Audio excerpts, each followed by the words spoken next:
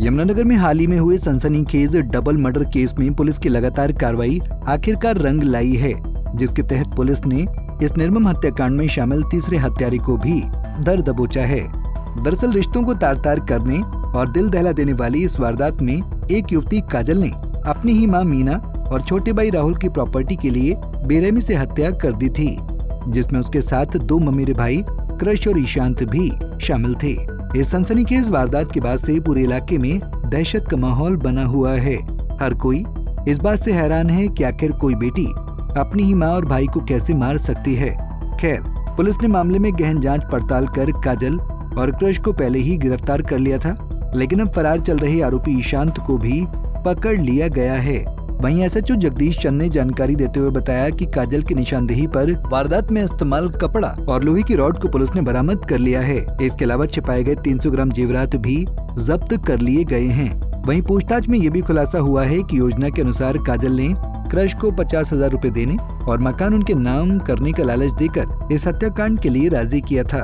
बेटे की हत्या हुई और उसमें बेटी और उसके भतीजे ने मिलकर उनकी हत्या का प्लान काफ़ी दिन से बना रहे थे। प्रॉपर्टी का डिस्प्यूट चल रहा था और बेटी के साथ झगड़ा था, क्योंकि ये बेटी को ठीक चलने के लिए कहते थे। बेटी पहले भी निकल चुकी थी और उसकी उम्र 27-28 साल हो चुकी थी। माँ बाप की कहने से माँ के कहने से बाहर थी, भाई से भी अलग थी, तो उनका झगड़ा होता रहता था, जिस कारण ये दोनों पक्ष मिल गए थे और इन्होंने इनकी हत्या की योजना बनाई थी, जिस योजना में ईशांत, क्रिस और ये लड़की काजल थी। तो ये इन्होंने संडे का दिन चुना था। उस दिन लड़का भी घर पे रहता है, मुथूट फाइनेंस में काम करता था, वो संडे की छुट्टी थी और माँ भी घर पे रहती थी।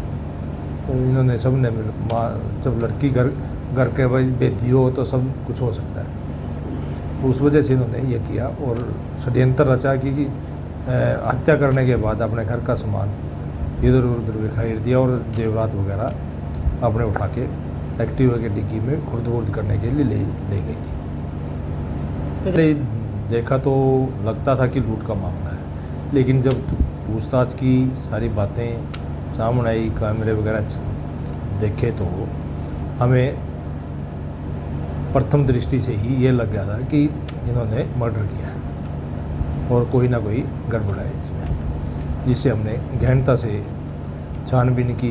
डीएसपी साहब खुद आए, मेरी सीआईए, हमारे सीआईए 1, 2 और बर्गली स्टाफ की टीमें आई हैं, जिन्होंने इस सारी चीज़ों को गहनता से हमने देखा वहाँ मौका पर।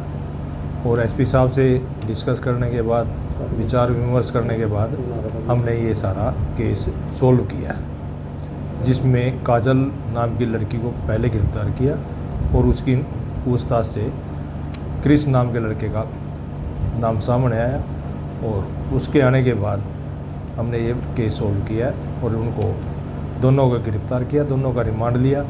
तब पुलिस रिमांड था, जिनको आज बाद जेवरात बरामद और जो हथियार उन्होंने प्रयोग किए थे, चाकू, राड और पड़ना जिससे उन्होंने गला घोटा था उन दोनों का, वो हमने बरामद किया। आपको बता दें कि इस पूरे हत्याकांड से पर्दा तब उठा जब पुलिस की जांच में ये पता चला कि घर में लगा इकलौता सीसीटीवी कैमरा सुबह से बंद था और सबसे बड़ी बात ये कि काजल की आंख में भी एक आंसू नहीं था और न ही उसके चेहरे पर अपनों को खोने का कोई गम दिखाई दे रहा था।